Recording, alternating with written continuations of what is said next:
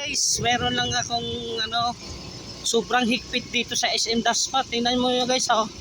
Kahit pag-antay ka ng ilang minuto lang, pinagbabawal nila. Anong klaseng to?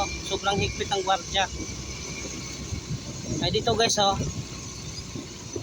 Anong oras pa lang ngayon? Maaga pa. Ito yan guys. Sobrang higpit nitong gwardiya na to, oh.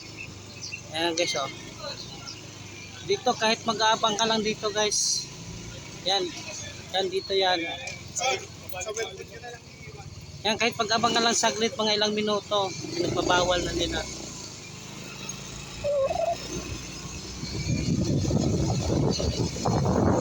Grabe itong SM.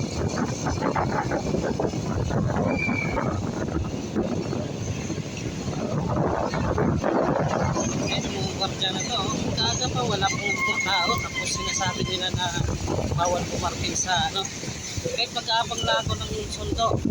Dito guys, wala naman sasakyan ka